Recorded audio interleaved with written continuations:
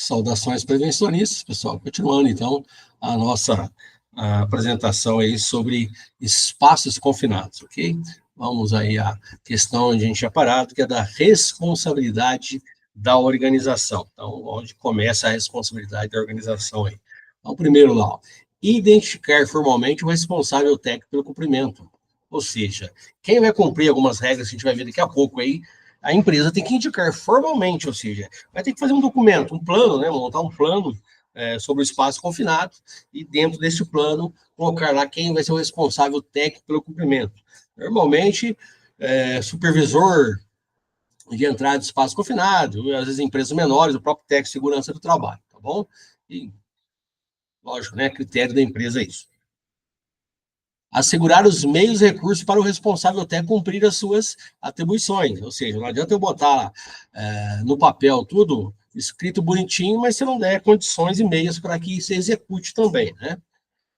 Assegurar que o gerenciamento de riscos, né, ocupacionais contemple as medidas de prevenção para garantir a segurança e a saúde dos trabalhadores que interagem direto ou indiretamente com o espaço finado. Então, tem que ter um gerenciamento de risco, né? Ou seja, quais são os riscos, quais são os meios, né, para garantir aí a segurança dos trabalhadores. Providenciar a sinalização de segurança e bloqueio dos espaços confinados, somente para evitar a entrada de pessoas não autorizadas. É obrigatório aí também.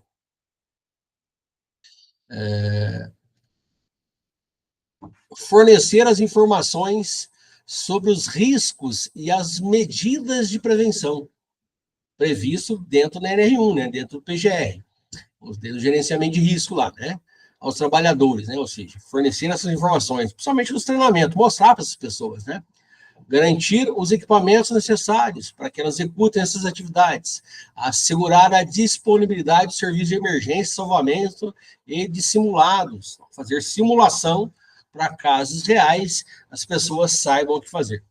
Supervisionar as atividades em espaços confinados executados pela organização, principalmente quando a empresa é contratada, é terceirizado, opa, é responsabilidade da empresa contratante, né? Verificar as contratadas.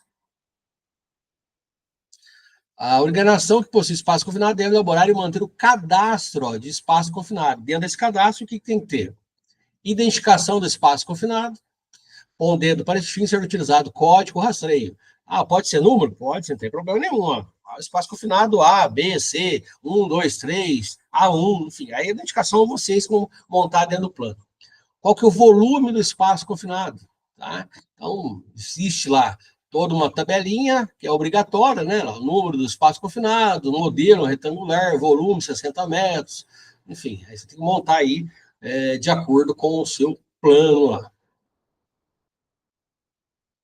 Tá lá, toda a identificação, falta aqui alguma coisa ainda, né? Volume, enfim, número do espaço. Número de aberturas de entrada e boca de visita. Então, quantas bocas de entrada, ou a própria boca de entrada é uma boca de visita, né? As dimensões delas, forma de acesso e suas dimensões, geometria, né? Circular, oval, quadrado, enfim, aí você vai verificar lá. Condição do espaço confinado, ele está ativo ou inativo, então tem que deixar uma plaquinha lá, né, junto com todas as informações lá, se ele é inativo, inativo, qual o número do espaço, ok, volume, enfim, posso botar tudo numa placa só.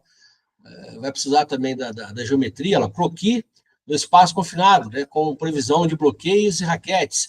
Então, eu posso colocar foto, posso até colocar foto, se não tiver, desenho um croquis, enfim, tento fazer o mais próximo da realidade possível. Aqui está a placa, espaço confinado está lá. EC, né, que é espaço confinado, acho que é 042 ou A42, coisa assim, ó. Então, tá aí definido. Que às vezes você pode colocar o A por causa da classe, né? A, B ou C, de acordo com a classe. Utilização, utilização ou produto armazenado. Para que ele é utilizado? Tá? Que tipo de silo, né? É um espaço armazenado que é um filtro manga. É um silo de armazenamento de grãos. É um tanque de vácuo. de armazenamento de líquidos, combustíveis, de produtos químicos, tá? Ah, é uma caldeira. Ah, é uma galeria de esgoto, uma rede pluvial. Então, você tem que identificar qual tipo de espaço confinado é. E compete ao responsável técnico identificar e elaborar o cadastro desse espaço confinado. Então, assim, as pessoas responsáveis, se vai ser o supervisor, se vai ser uma outra pessoa, se vai ter o técnico, identificar e elaborar o cadastro do espaço confinado. Adaptar o modelo da PET, permissão de trabalho, que a gente vai, entrada e trabalho, que a gente vai verificar daqui a pouco. Elaborar os procedimentos de segurança relacionados ao espaço confinado. Quais são as normas? Existe uma norma de segurança específica para isso? E indicar os equipamentos para o trabalho em espaço confinado. Quais equipamentos são utilizados? Desde o trabalho para os equipamentos para proteção do trabalhador, como também para a execução do trabalho. Elaborar o plano de resgate. Então, em casos de ocorrência de uma emergência, quais são os passos, quais são os planos, né, que vão ocorrer aí para a pessoa ser resgatada. Coordenar a capacitação inicial e periódica dos supervisores de entrada, vigias, trabalhadores autorizados e da equipe de emergência e salvamento. Então, todos esses treinamentos aqui envolve muitas vezes o técnico de segurança. Então, ele vai capacitar lá, né? Os supervisores até recomendo, né? Mande para empresas que tem lá o curso de 40 horas, né? Que é obrigatório o supervisor fazer 40 horas. Ele pode fazer lá teórico e prático, muito bem feito, em muitas academias aí espalhadas pelo Brasil. Vigia trabalhador já pode ser feito em empresa, né? São cursos iniciais de 16 horas, né? Então dá para fazer dentro da empresa, mas se puder mandar também, melhor ainda, né? Porque você vai ser muito mais capacitado. Lembrar que tem uma equipe, né? Lá na minha empresa tem uma brigada de emergência, tem uma brigada de resgate, tem uma brigada de incêndio, enfim. Ela tem que estar sempre preparada para esse tipo de resgate, tá?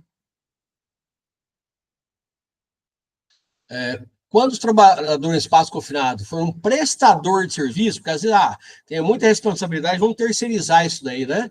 Então, está lá a responsabilidade. O contratante deve fornecer ao contratado o cadastro dos espaços confinados. Então, todas essas informações que está comentando aqui nos slides anteriores, justamente você vai ter que passar para ele, né? Nesse projetinho teu aí. Informações sobre os riscos ocupacionais, quais são os riscos envolvidos, e os meios de controle, né? A contratada deve fornecer o inventário dos riscos do trabalho em espaço confinado. Então, tem que contratar. A contratada deve fornecer lá, né? Quais foram os riscos, né, observados e colocar isso no inventário. A não obrigatoriedade da organização contratante do cumprimento da SNR não exime a organização contratada de levantar as informações necessárias e implementar as medidas de prevenção previstas nessa norma. Ou seja, não existe a obrigatoriedade de tudo isso, mas ela reconheceu lá a contratada, né? Ela reconheceu que existe um espaço confinado, então compete a ela passar as informações. Opa, esse aqui é o espaço confinado, tem que ser feito adequações, né? Não pode simplesmente tirar o seu corpo no meio do caminho. E essa é a sinalização obrigatória prevista dentro da NR33, que tem que estar no mínimo desta forma, tá? Lá, para perigo, né, nessas cores, tudo envolvidos, proibida a entrada, risco de morte, um triângulo com a pessoa em estado aí quase que desmaiando ou morta, né? Espaço, escrito espaço confinado. E a partir disso eu posso fazer incluir, né? O espaço confinado classe A, número tal, ativo, e as informações, né? Aquelas meios de entradas, quantos metros quadrados, quanto metro cúbico tem, enfim, tem que colocar lá. E aí o modelo, o anexo 2 já fala da PET, né? Permissão de entrada e trabalho. Então eu coloquei para vocês aí no material aí para vocês também um modelo de PET, né? Para que vocês conheçam. Então esses modelos têm que ter no mínimo o que pede o anexo 2, tá? Então esse aqui, por exemplo, é um modelo que eu fiz e eu visei lá em 2024, acho que até antes Antes não, né? Foi depois, porque a última revisão da NR33, se não me falha a memória, é 22 ou 23, acho que é 23. Então, ela foi feita depois, então tenho lá, contemplando o mínimo, né? Que deve ter, são duas cores, depois eu vou estar anexando para vocês aí, para vocês terem uma ideia aí, se caso acontecer na empresa que vocês trabalham ou forem trabalhar futuramente. E lembrando, né, que para espaço confinado, obrigatoriamente eu tenho que ter a equipe. Tá? Então, por exemplo, aqui está lá um instrumento, né, que é um tripé para trabalho à altura, cinto de segurança, a pessoa vai com monitor de gases e está lá também, né, fazendo monitoramento dos gases, insuflando o ar ou fazendo a movimentação do ar, né, fazendo circular. E aí a equipe, né, que a gente fala, né, primeiro, trabalhador ou trabalhadores autorizados, né, o pessoal que vai entrar dentro do espaço confinado. O vigia, que é aquela pessoa que jamais vai abandonar o posto. Tá? O supervisor de entrada, ok? Que ele vai liberar o espaço confinado, vai preencher a PET, vai dar tudo ok aí. E os resgatistas. Os resgatistas têm que estar presentes no espaço confinado? Não. Eles têm que estar informados. Ou seja, vai ser realizado um trabalho de espaço confinado, tá? Então, deixa a sua equipe aí avisada, ok? Mas lógico, né? Bom ser sempre isso formal, de forma escrita. Por quê? Imagina chegar lá depois que dá um BO, né? Aí chega lá o responsável pela equipe de resgate e fala, eu não fiquei sabendo, ninguém falou nada. E a pessoa, às vezes, que falou, morreu lá dentro do espaço confinado, né? Imagina, tem que ter um supervisor que está fora, né? Mas imagina que for acontecer um caso, ele falou, não falou, vai ficar aquele negócio. Então, sempre formalizar esses pedidos. Lembrando aí que o curso de capacitação, né? Tanto o trabalhador como o vigia é 16 horas e já a supervisor de entrada é 40 horas, ele tem que fazer o curso. E a equipe é 24 ou 32 horas, dependendo da atividade que vai exercer, tá?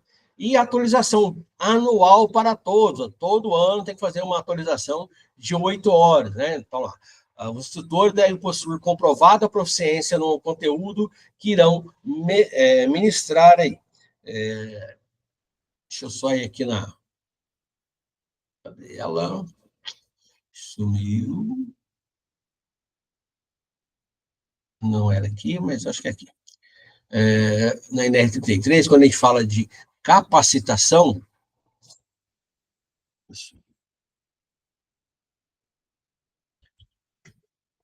capacitação inicial, providenciar capacitação inicial, que deve conter capacitação.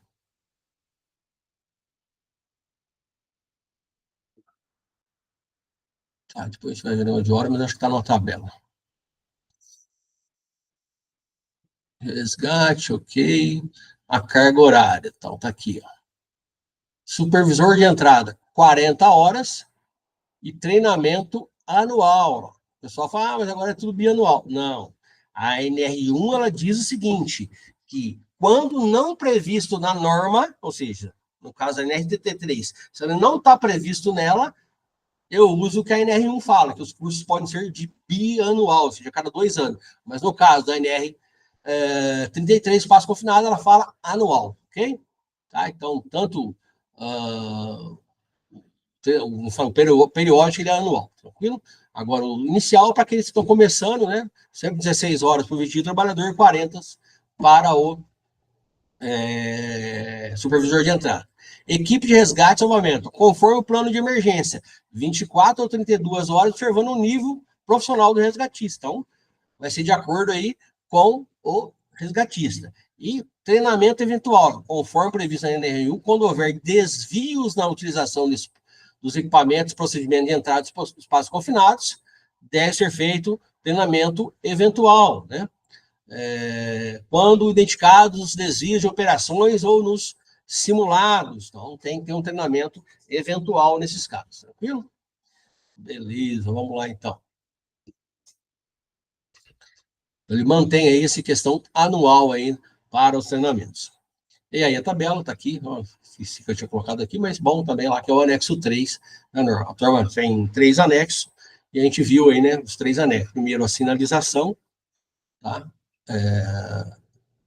segundo a capacitação, terceira capacitação, peraí.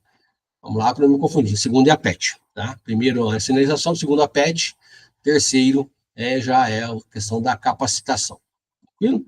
Então, conhecidos os 3 anexos aí, e fica alguns itens que a gente chama, né? Fica proibido a entrada nos espaços confinados, garantido o disposto no item ponto 143.1 da NR1 em qualquer uma das seguintes situações: entrada e trabalho em espaços confinados sem prévia autorização, é proibido. Não realização de avaliações atmosféricas antes da entrada dos espaços confinados e o monitoramento contínuo durante as atividades. Ausência de vigia durante a entrada. Então, vigia nunca pode abandonar o posto, tá? Permanência e saída dos trabalhadores dos espaços confinados. Então, enquanto não houver a saída de todos, né? Ou seja, na ausência de vigia, né? E permanência e saída de todos os trabalhadores confinados. Então, fica proibido. Falta de capacitação de supervisores de entrada. Vigia e trabalhadores autorizados. Então, toda a equipe, inclusive aquele de resgate, devem ser capacitados, né? E aí, infelizmente, né, tem que mostrar o lado ruim também, né? Que, segundo o JUS Brasil, né, as causas por acidente em espaço confinado, 47% morrem por asfixia. Olha que interessante, 47% morrem por asfixia, 21% por afogamento, 19% por intoxicação. Tipos de atividades que realizam, né? 48% realizavam limpeza, manutenção, inspeção. E olha para você ver, ó, 39% da causa morte era o quê? Realizando o resgate. Ou seja, durante o resgate as pessoas não estavam preparadas e acabavam morrendo também. Uns absurdos que a gente vê, né? E fala de acidentes de trabalho no Brasil, né? Quando fala aí de espaços confinados, e a gente mostra, né? Desde 2011 até 2019, são as últimas fontes aí do governo, né? Que ele demonstra o quê? Um pico, depois uma queda, né? Mas mostrando que nós chegamos a picos aí de 46 acidentes no ano e nos últimos anos aí 19, né? Então a gente tem que tomar bastante cuidado aí que realmente matam esses acidentes, ok? Se eu não me falha a memória, o laranja aqui são mortos. É um grande problema. E aí os tipos de trabalhos em espaço confinado, seja operação de salvamento e resgate, seja durante uma obra de construção civil, manutenção, reparos, limpeza ou inspeção de equipamentos ou reservatórios. Então, são os principais tipos de atividades exercidas, né? Aí você mostra, por exemplo, né, lá o vigia lá fora, e aqui, imagina se fosse 1, 2, 3, 4, 5, 6, 7 trabalhadores, né? Então, ó, tem lá um equipamento fazendo a circulação de ar, tá? E outros também estão todos, com exceção do cidadão aqui, não, todos estão com cilindro de resgate, mas estão com ar mandado, certo? E o cidadão aqui está desmaiado, vai fazer o resgate dele, certo? Porque ele não estava com oxigênio, não se porque às vezes se mede o quê? A atmosfera mediu aqui, ó. Então colocou uma aparelhinha que mediu aqui, mas o gás que está lá dentro, inerte, às vezes ele é mais pesado, está aqui no fundo.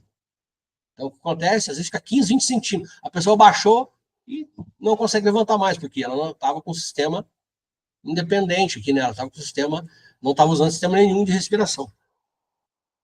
E isso é os grandes problemas, né? São todos os riscos aí que envolvidos no espaço confinado.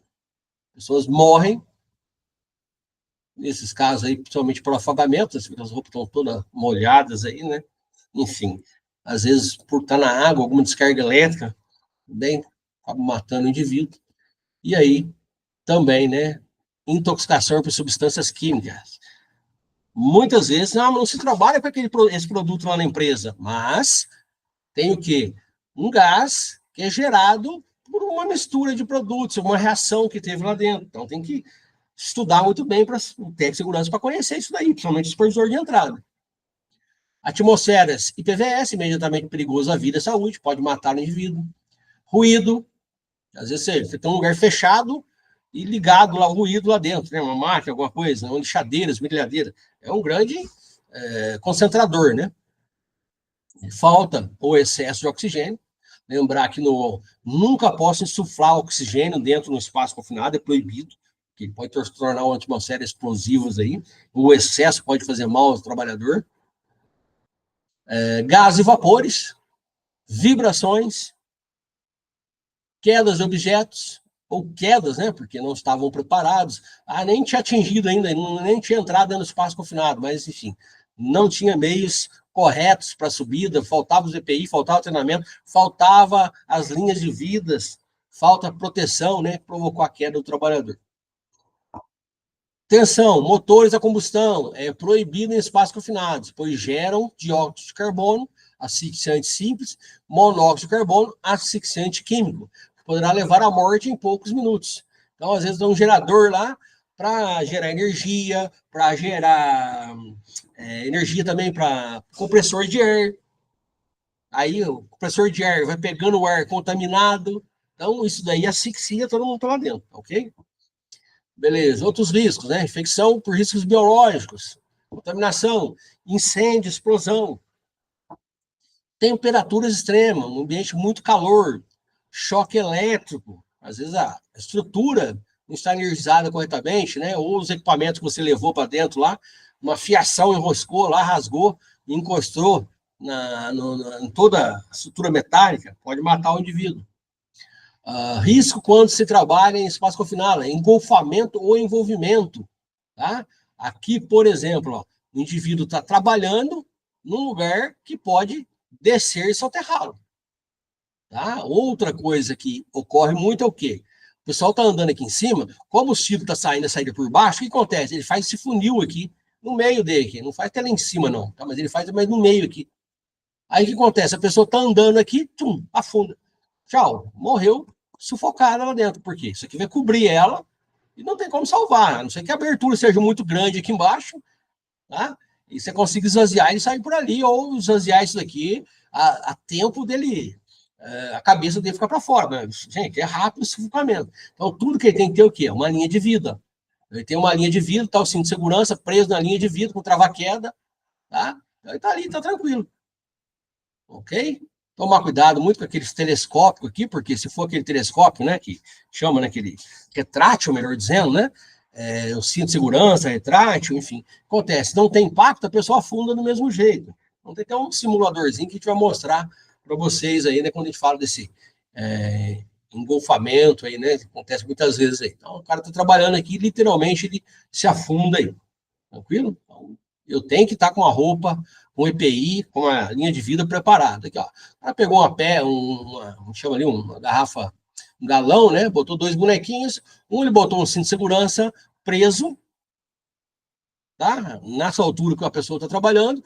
Outro, ele deixou um cabinho, que pode ser ou simulando que ele está sem cinto ou está nesse retrátil que eu falei para vocês. Olha o que ocorre.